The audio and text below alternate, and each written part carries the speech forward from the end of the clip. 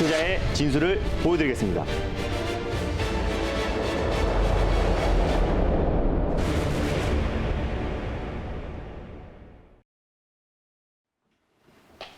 안녕하세요. 달릴까 말까 정수현입니다. 안녕하세요. 엠베인골드 김준호 매니저입니다. 네, 지난주부터 좀 밀리던 시장이 오늘까지 좀 이어지면서 오늘 시장 어떻게 바라보고 계신지가 좀 궁금해요. 어떻게 보고 계신가요? 네, 일단 뭐 시장이 지금 숨고르기 양상에 나와주고 있다라고 보시면 될 것 같아요. 그동안 사실상 큰 이유 없이 풍부한 유동성으로 큰 상승이 나왔습니다. 뭐 네. 가장 큰 이유 같은 경우는 이제 미국에서 추가 부양책, 슈퍼 부양책에 대한 기대감으로 시장이 큰 상승이 나왔고 뭐 백신 개발에 대한 기대감이 있었었는데 이미 지금 바이든 정부에서 추가 부양책에 대한 발표가 나오면서 시장 자체는 추가적으로 올라갈 수 있을 만한 지금 모멘텀이 부재한 상태에서 그동안 워낙에 가파르게 급등이 나왔기 때문에 그에 따라서 지난주부터 지금까지 계속해서 차익 매물이 좀 출회되고 있다라고 보시면 될 것 같고요.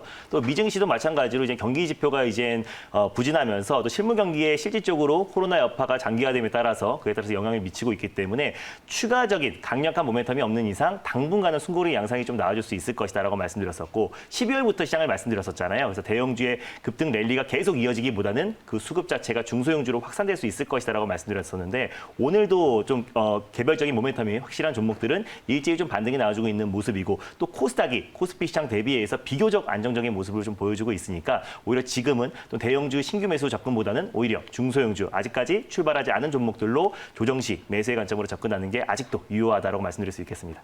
네, 지난주부터 중소형주 접근에 대한 좀 강조를 해주시고 계십니다. 네, 그러면 일단 전거래일 짚어봤던 종목들 먼저 좀 리뷰를 들어볼게요. 우선 엔바이오니아 먼저 살펴볼까요? 차트 보면서. 네, 맞습니다. 일단 뭐 엔바이오니아 같은 경우는 지난번에 아모그린텍의 후속주다라고 말씀드렸어요. 일단 습식 복합 소재 관련해서는 국내 유일하게 개발한 업체다라고 말씀드렸었고 사실상 이제 독일하고 일본에서 독과점하고 있었었는데 상용화에 엔바이오니아가 상용화에 성공하면서 그게 쓰임새가 굉장히 다양하다라고 말씀을 드렸습니다. 일단 뭐 고성능 정수 필터뿐만 아니라 차량 경량화 소재에도 쓰이고 있고요. 또 그리고 진단 키트 관련해서 메디칼 소재로도 쓰이고 있습니다. 그거 외에도 연료전지 스택 또 핵심 부품이라고 할 수 있는 GDL 기체 확상층을 지금 현재 개발 중에 있기 때문에 차량 경량화 그리고 또 수소 연료전지 관련해서 가장 대표가 될 수 있는 종목으로 떠오를 수 있다라고 말씀을 드렸습니다. 그래서 전일 말씀드리고 나서요. 오늘 안정적인 좀 모습 보여주고 있고 다른 종목들 대비해서 시장이 조금 출렁거리고 있음에도 불구하고 또 보합권 내에서 안정적인 흐름 보여주고 있다라고 보시면 될 것 같습니다. 목표가는 그대로인데요. 1차 목표가는 9,600원 라인대를 잡고 대응하셨으면 좋겠고 돌파 시에 1,500원 라인대를 2차 목표가로 설정하셨으면 좋겠습니다.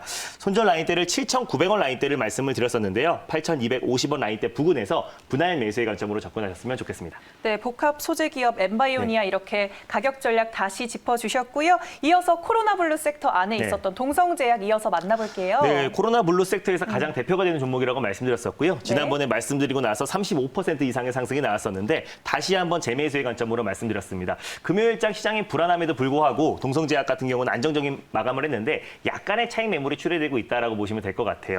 동성제약 같은 경우는 연모제 그리고 또 소화제 관련해서 일반 의약품을 판매하는 기업이고 졸리민이라고 수면 유도제를 약국에서도 구입이 가능하다고 했잖아요. 그래서 그에 따라서 직장인 절반 이상이 코로나 블루에 시달리고 있다라고 이제 통계가 나왔는데 그에 따라서 이제 졸리민에 대한 어떤 수요도 계속해서 증가할 수밖에 없다라고 말씀드렸었고 충분히 악재가 소화된 종목이다라고 말씀드렸습니다. 일단 최장암 관련해서 임상 이상 결과와 그리고 해외 학술지 투고 논란이 나오면서 고점 대비해서 4분의 1 토막, 5분의 1 토막 이상 났던 종목이기 때문에 다시 한번 최장암 관련해서 광역학 치료 관련해서 다시 재평가를 받고 있는 시기다라고 말씀을 드렸습니다. 그래서 지난번에 이어서 다시 한번 재매수의 관점으로 말씀드렸었고요.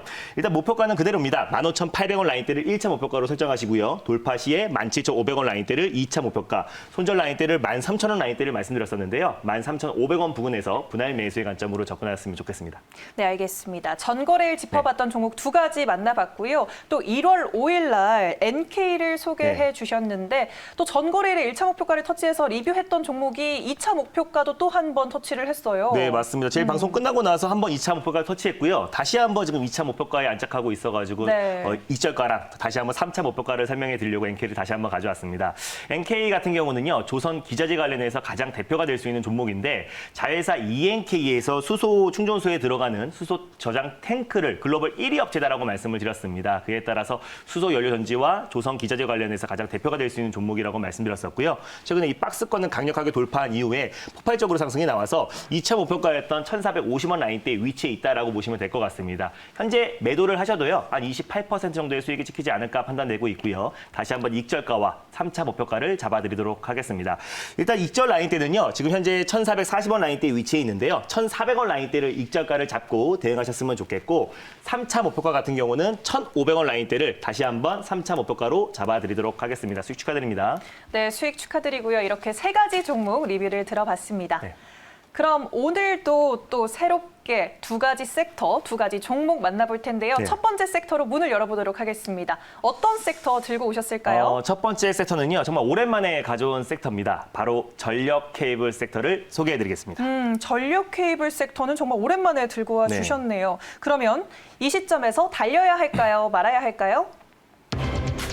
달릴까 말까? 매니저님의 선택은? 네, 지금은 달려야 됩니다. 오랜만에 들고 와 주셨는데 달리자를 주셨을 만큼 저는 이 케이블에 대해서 좀 궁금한 것 같은데 좀 구체적으로 설명해 주실 수 있을까요? 제가 왜 전력 케이블을 달리자라고 말했는지 실제로 표를 보면서 말씀드리도록 하겠습니다. 일단 네. 전력 케이블은요, 한국판 뉴딜의 끝판왕이다라고 보시면 좋을 것 같아요. 지난번에 네. 보안 관련해서는 디지털 뉴딜의 피날레를 장식할 것이다라고 말씀드렸었는데 전력 케이블 같은 경우는 한국판 뉴딜의 피날레를 장식할 수 있을 것이다라고 말씀을 드렸었고요. 그리고 이제 전력 케이블이 중요한 점은 풍력 타워에서 우리가 그 케이블을 육지까지 송전하는 게 가장 중요합니다. 그렇기 때문에 전력 케이블의 수요는 계속해서 증가할 수밖에 없다라고 판단됩니다. 그래서 해상 케이블 그리고 또 풍력 케이블 관련해서 가장 대표가 될 수 있다라고 판단되고 있고요. 그 풍력 타워에서 육지까지 송전하는 게 가장 중요하기 때문에 전력 케이블의 수요는 증가할 수밖에 없고 해저 터널 관련해서도 해저 케이블 수혜 종목이기도 하고요. 정부 정책으로도 좀 맞물려 있다라고 보시면 될 것 같습니다.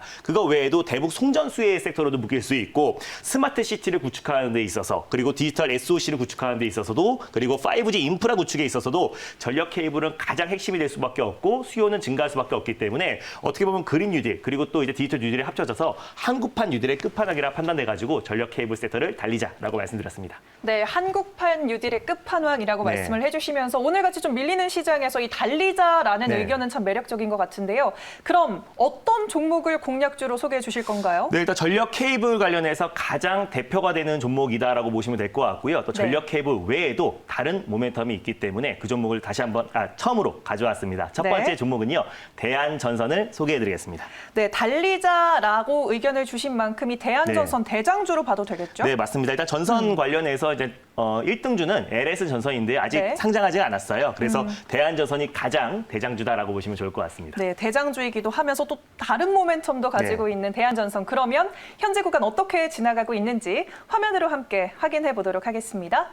현재 강보합권에서 흘러가고 있고요. 1,340원 선, 현재 1,380원 선 지나가고 있습니다. 어떤 모멘텀들이 있을까요? 네, 일단 대한전선을 가져온 이유를 표를 보면서 말씀드리도록 하겠습니다. 일단 대한전선 같은 경우는 영국의 925억 규모의 전력망 프로젝트의 수주를 받아서 해외 매출이 굉장히 큰 기업이다라고 보시면 좋을 것 같아요. 매출의 60% 이상이 해외 매출로 발생하고 있다라고 보시면 될 것 같고 유럽 국가들이 일제히 전력 케이블의 수요가 계속 증가하면서 그에 따라서 매출이 9년 만에 사상 최대 실적이 났고 흑자 전환에 성공한 기업이다라고 보시면 될 것 같습니다.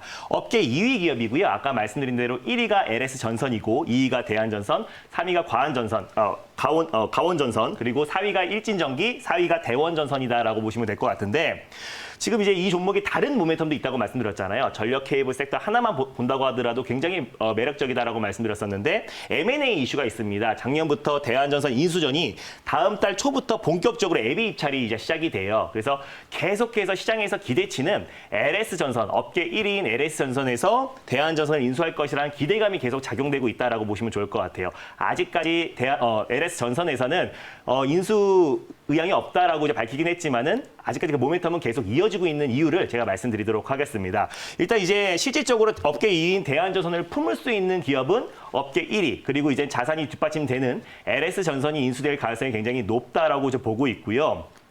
그거 외에도 이제 해외 그리고 이제 동종 업계들도 계속해서 인수 의향을 좀 보여주고 있는데 해외 업체 또 특히 중국 업체에게는 인수가 되지 않을 거라 보고 있는 이유가 이 세 번째에 적혀 있는 초고압 전력 케이블 시스템이 2019년도에 국가 핵심 기술로 지정됐습니다.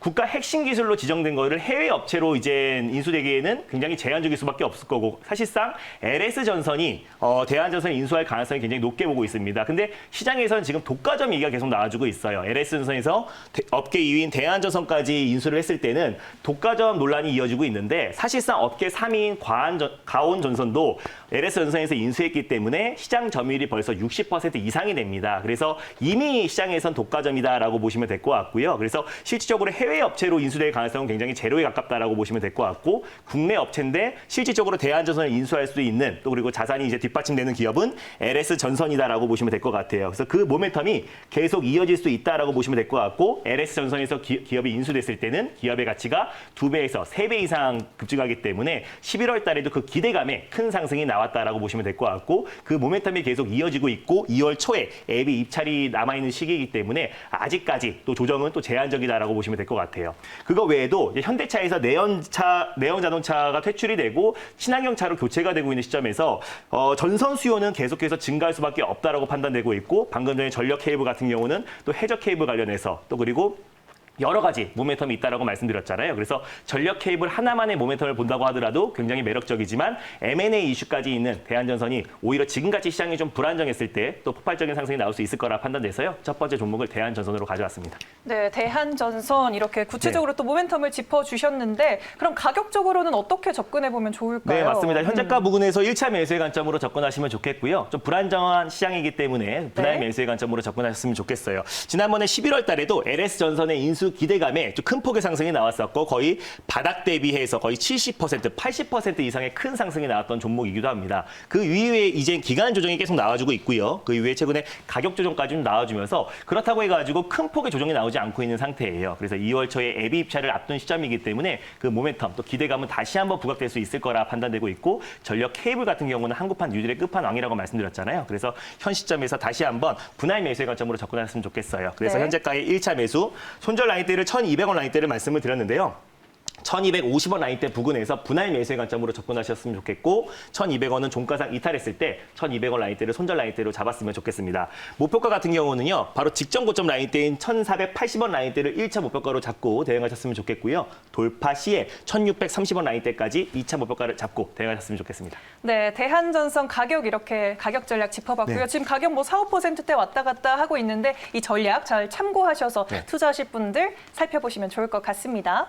네, 그러면 두 번째 섹터 이번에 넘어가 보도록 할게요. 두 번째로 만나볼 섹터는 어떤 섹터일까요? 네, 오늘 뭐 시장 여파로 웬만한 종목들이 다 조정이 나와주고 있다라고 보시면 좋을 것 같은데요. 네, 네. 바로 두 번째 섹터는 2차 전지 섹터를 가져왔습니다. 2차 전지 섹터 들고 와 주셨습니다. 네. 이 시점에서 그러면 달려야 할까요? 말아야 할까요? 달릴까 말까? 매니저님의 선택은? 네, 지금은 비보입니다. 비보호라고 말씀을 해주셨습니다. 네. 굉장히 광범위하잖아요. 어떻게 네, 보면 맞습니다. 왜 비보호를 주셨을까요? 2차 전지 섹터 같은 경우는 뭐 사실상 뭐 미래차 관련해서 가장 대표가 되는 섹터이기도 하고요. 또 이제 네. 바이든 정부가 출범 시기가 얼마 안 남았어요. 그래서 출범했을 때도 신재생 에너지 관련해서 가장 대표가 될 수 있는 섹터가 2차 전지 섹터입니다. 근데 오늘 뭐 시장이 좀 불안정하잖아요. 시장이 네. 고점 대비해서 조정이 나와주고 있기 때문에 그에 따라서 뭐 5G, 뭐 2차 전지, 비메모리 반도체, 제약바이오 섹터 웬만한 종목들이 오늘 시장 여파로 조정이 나와주고 있다라고 보시면 될 것 같은데 2차 전지 섹터 또 그리고 또 미래차 섹터는 우리가 상반기에 계속 주목하자라고 말씀드렸잖아요. 근데 그 안에서 아무 종목만 다 매수하는 게 아니라 네. 그 안에서 시장이 안정화됐을 때 폭발적으로 상승이 나올 수 있는 종목들을 선별적으로 대응하자는 의미에서 비보호로 말씀드렸습니다. 네, 이 내에서 폭발적인 상승이 기대되는 그러한 네. 종목을 들고 오셨다라고 말씀을 해주셨네요. 네, 그러면 어떤 종목일까요? 네, 일단 두 번째로 소개해드릴 종목은요. 이 종목도 사실상 이제 달릴까 말까 코너를 통해서 여러 번 소개해드렸는데 단 한 번도 실패하지 않은 종목이기도 합니다. 두 번째 종목은 이노매트리를 소개해드리겠습니다. 이노매트리 참 나올 때마다 효자 종목으로 빼놓을 수 없는 종목이 네, 바로 맞습니다. 이노매트리인데요. 그럼 대장주로 봐야겠죠? 네, 이노매트리는 검사 장비 관련해서 가장 대표가 되는 종목이다라고 보시면 될 것 같고요. 네. 11월 말에 한번 소개해드렸고 다시 한번 1월 중순에 말씀드리는 거니까 재매수의 관점으로 보시면 좋을 것 같아요. 네, 알겠습니다. 재추천해 주신 이노매트리 현재 구간 어떻게 지나가고 있는지 화면으로 만나보도록 할게요. 현재 4.35% 상승하고 있고요. 22,800원 선 넘어 지나고 있습니다. 재료들 다시 한번 짚어주세요. 네, 이노매트리 같은 경우는 2차 전지 또 전기차 산업이 확장될 때마다 같이 동반 성장할 수밖에 없는 게 엑스레이 검사 장비다 업체다라고 말씀드렸었고 네. 이노메트리 같은 경우는 엑스레이 검사 장비 업체 글로벌 1위 업체입니다. 국내 시장 점유율도 97% 이상을 차지하고 있고요.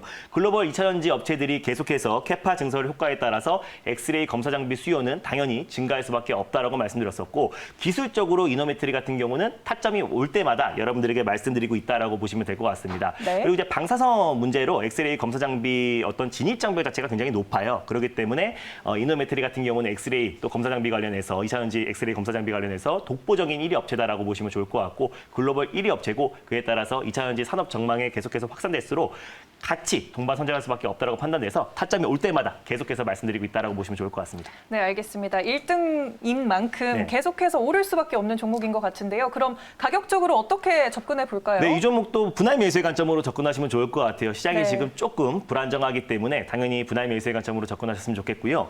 손절 라인대를 제가 2만 원 라인대를 말씀드릴게요. 지난번에 12월 말에 한번 소개해드리고 나서 바로 큰 상승이 나와서 2차 목표가까지 돌파를 했던 종목이기도 한데요. 최근에 약간의 가격 조정과 기간 조정이 나오고 시장이 좀 불안정하기 때문에 그에 따라서 살짝 숨고르기 양상이 나와주고 있다라고 보시면 좋을 것 같습니다. 그래서 2만 원 라인대까지 2만 500원 정도, 2만 1,000원에서 2만 500원 부근에서 분할 매수의 관점으로 접근하셨으면 좋겠고요. 목표가 같은 경우는 2만 4,700원 라인대, 직전 고점 라인대를 1차 목표가로 설정하셔서 대응하셨으면 좋겠고 돌파 시에 2만 7,200원 라인대까지 수익률 극대화 전략을 취하셨으면 좋겠습니다. 네, 알겠습니다. 2차 전지 섹터에서 이노메트리를 오늘 소개해 주셨습니다.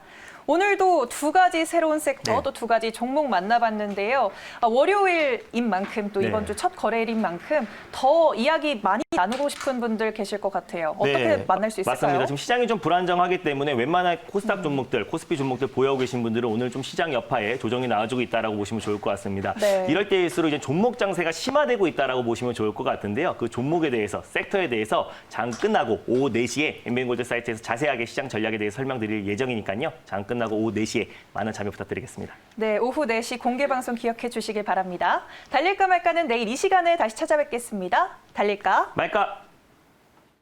지지부진한 시장에서 수익 많이 나셨습니까? 이런 시장에선 김준호가 잘합니다. 잠시 후 4시에 뵙겠습니다.